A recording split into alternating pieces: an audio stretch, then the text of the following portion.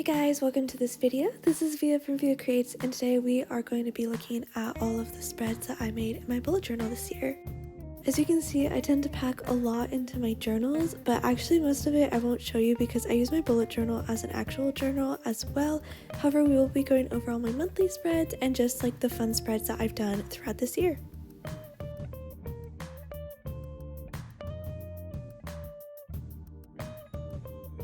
So I started this year kind of at the beginning of this journal that my friend gave me, so I'm not entirely sure where it's from, but I really liked using it, and I created just my 2021 setup spread. I did kind of like this cloud celestial theme in different pinks and purples, which is super pretty.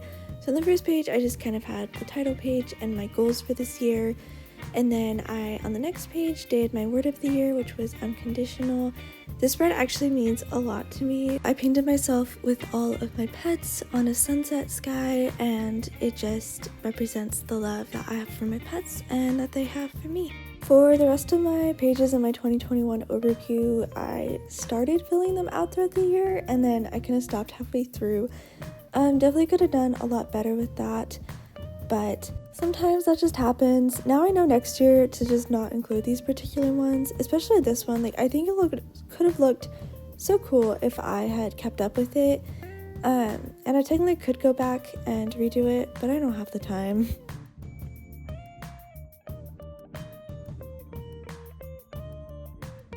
Now let's just take a look at some of the monthly spreads that I've done.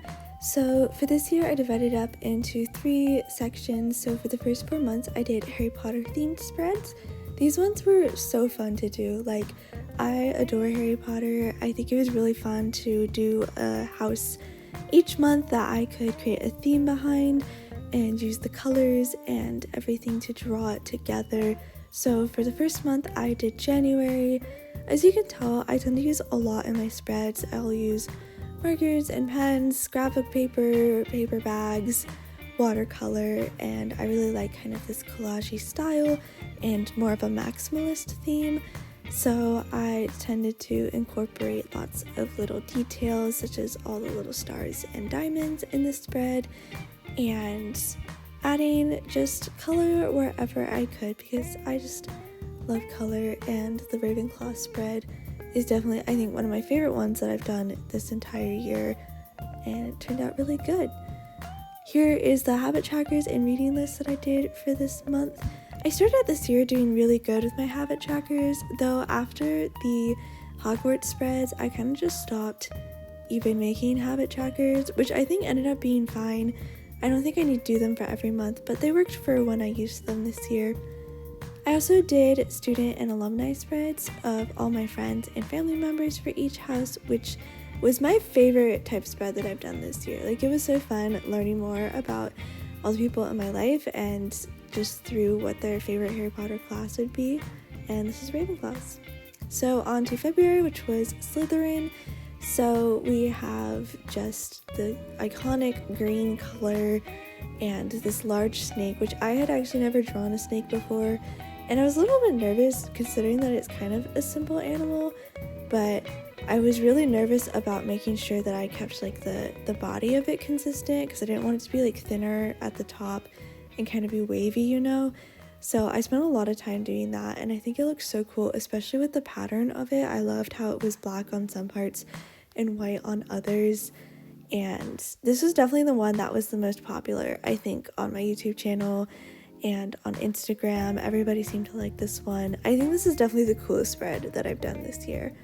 I also just love the color green. It's my favorite color, so I'm a little bit biased. I am not a Slytherin, but I do think that this was definitely one of the better spreads that I've made. I really started off this year strong, I think, with my spreads and how they looked. Once again, here are my habit trackers and my reading list, so continuing with the same colors. Clearly did not fill these out as well as the previous month, but it was still some of the habits I did pretty good with. And here is the student and alumni spread. Honestly, looking back on all of these spreads where I've drawn my friends, I can definitely see an improvement in how I draw people. I still am very much a self-taught artist, so I have a long ways to go, but this really helped me to stretch my skills, even though I didn't draw faces because that would have been way too much work for this particular spread. I definitely saw improvement, and that's really what we're going for here. Onto March, Hufflepuff. I am actually Hufflepuff, so definitely loved this spread too. I loved the little lanterns. I actually had no idea how they would turn out. I kind of just drew them freehand, and I was pleasantly surprised. Another animal that I had never drawn before was a badger, so I only had to do a lot of research on that. But this spread is just so warm and spring-like. I'm really glad that I decided to do Hufflepuff for March and get to do all these little cute badgers and flowers. You can see that I really kept up with doing very similar structures for all of the Hogwarts spreads, but I definitely still tried to instill the personality of each house within them and make them unique despite them having the same sort of layout. I also this year spent a lot of time working with watercolors, and it starts out very small in these spreads, but as it advances, especially with the student spreads and then into my later spreads at the end of the year, I start using more and more watercolor, which has been super fun. I've always loved watercolor as a medium. I think that it's just so pretty and it's really versatile. That little heart right there is actually a mistake I made. I covered up with construction paper. Super subtle, but it works. I promise I'm not egotistically putting a heart next to myself because I love myself that much. I just didn't know how else to cover that mistake. This is a cream colored paper, so it doesn't really, can't use whiteout on it really. I probably could have mixed acrylic paint, but I just did the best that I could. I don't think it really messes with the integrity of the spread in the end.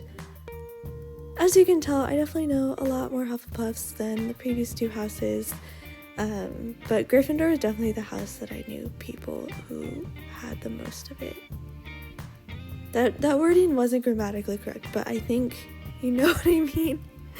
Hopefully, sometimes words are hard, but that was Hufflepuff. Here is Gryffindor.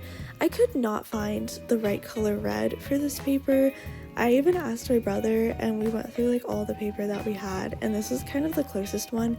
So not quite as dark as it could have been, but at the same time, Gryffindor is kind of has that bold personality, so I think the bright red isn't the end of the world. Also, the Scion just has the nicest little smile. Such a cute boy.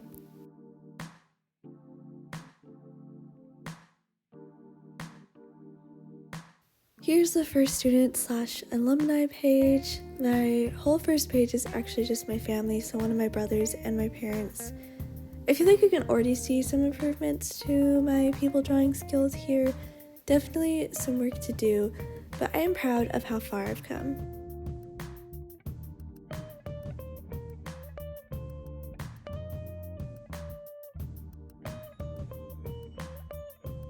I tend to do a lot of my art in my bullet journal, and I think that's a really safe space for me to just practice because it doesn't feel as formal as if it was in a sketchbook or on a canvas. So I feel a little bit better when I make mistakes, and it doesn't feel as intimidating when I'm staring at the page because usually I don't start the actual art part of it with a blank page. I'll have construction paper or something there to kind of minimize it. But that's why I don't really do the planner spreads in my bullet journal, because I like to keep it more artistic and I don't want to stress myself out by having my schedule. So here is May. This is probably, I think this is the best spread that I've done out of this year. I think it just looks the cleanest.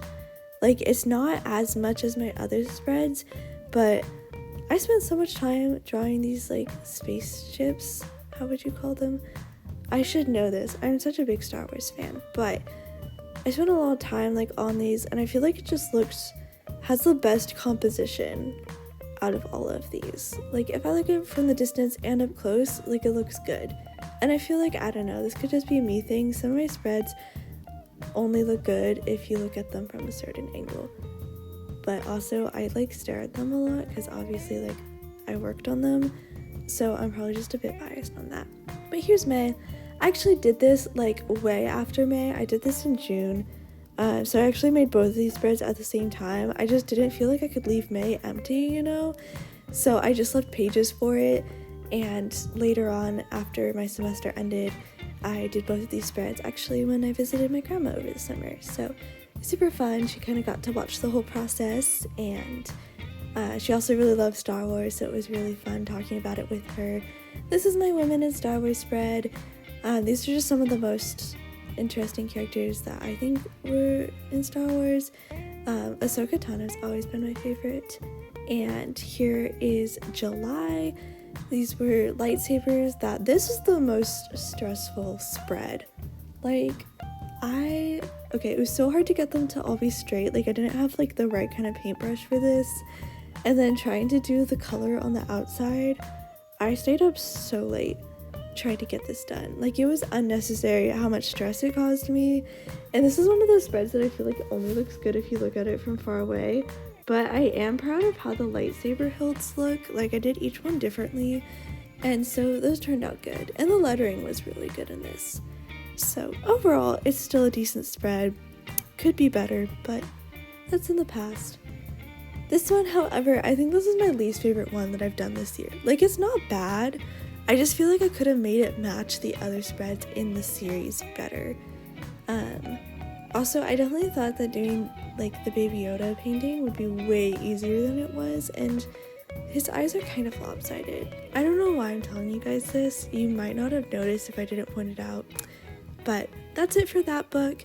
I ended up starting the other notebook because there wasn't enough room for September at the end of that one. So this is the notebook therapy one. Super cute. I love how thick the pages are because these little deer, they're called poodoos. They're the smallest deer in the world, and they're adorable. And those are completely watercolor, and I was able to do that directly on the page, just like with my last journal. But this paper's a lot thicker, so it just didn't warp as much, which was super nice. So I got to really just lay on a lot of layers. I was surprised by how many layers I could put on, and the pages didn't really warp. And I loved the botanical theme. So this is just part of the deer series that I'm doing, or that I did for September through December. They were all deer themed spreads. Here's October. I did little ghost deer. I actually messed up on the bottom part of this page, so I painted it black, and it turned out way better than I think it would have been on a white page. Especially because it's October, so they're like little ghost deer. Like, look at how cool this is with all like the flowers and everything. Drawing flowers and leaves is one of my favorite things ever to do. They're just so fun, and I feel like you could do so much with it, and it just looks really cool how it ended up. This very much, I feel like I would love to have like a fabric in this pattern or something. It'd be super cool. But yeah, as you can tell by the end of this year, I like literally just did like the title page. I didn't really do habit trackers for any of these months or any sort of reading list or anything. Like, I have been reading, I just haven't written them down, which I feel kind of bad about now, because like it'd be nice to have that for later, but maybe I'll start doing that again in 2022. This one is super cute. I love the little deer envelope theme. Not sure how I feel about like the letters of this. I feel like they're a little bit too big, and like it's kind of a delicate envelope. But I do love the colors. Like red and brown I think are actually a really nice color combination. I don't know. At least for November. Very fall colors. I think that this spread out of all of them is my favorite one this year. Like, it's just so pretty. It's almost completely watercolor. So like I said earlier, I really switched over to doing a lot of watercolor by the end of this year. But I just love how this looks. I wish I could just like be here. Like, I love the cold. I'm definitely a cold weather person. And this is just so winter wonderland. And so pretty. A lot of people ask why the house and trees are upside down. Because it's like a mirror world. I had a dream once where there was like an ice skating rink with the trees coming down. So that's what this is from. Super weird.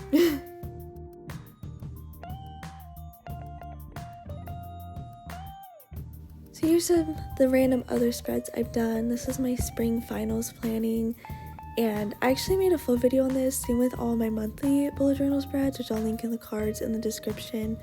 But This is one of the only planning things I do in my bullet journal is I'll do my finals planning and a to-do list just because it's nice to do it somewhere separate to have kind of a fresh mind about it. Here is an unfinished spread actually, but I still thought it was cool so I included it. It's just like Tatooine for part of my Star Wars spreads. And this is just some art practice, going over the 7 motifs and just different, design ideas. And here are all of my language of flower spreads that I've done this year. I don't know if they're in any particular order, because I used the empty pages that I just didn't fill out, but I left blank in my journal, and I filled them up later with my language of flower spreads, so they're not really like chronological, but here's how they all look. I love doing this series. Like, it's so fun to learn about how different cultures and over history have assigned language to these flowers and meanings and symbolism, and there's often just so much behind it. Like, I could definitely spend hours and hours just researching this. And this, I feel like this is such a huge improvement in my art. These were the last 2 ones that I've done for sure, and they just look so good. Like, I'm so proud of these. These are definitely the ones I think I'm most proud of, just because my watercolor skills improved a lot, and they're just so pretty.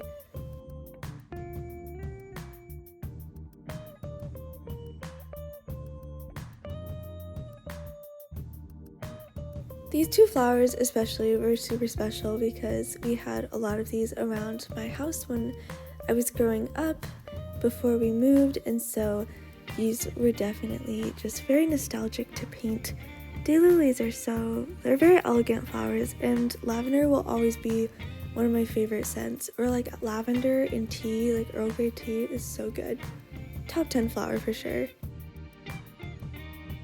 I also do playlist spreads, so every season I'll do a new playlist because about 3-4 months is how much I can take listening to the same songs, and then I want a fresh start.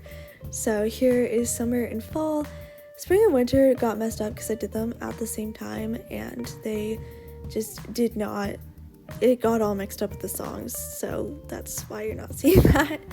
And then lastly, here is my December's final planning. So that's the calendar, here's the to-do list. So yeah, that's basically it.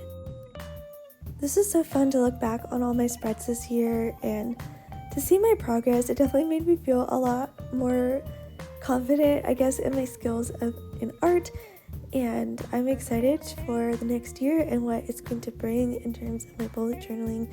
I hope that this video was interesting to you. Please check out my other videos, leave me a comment, don't forget to like and subscribe, and I hope everyone has a wonderful new year and 2022 is just a much better year for everyone.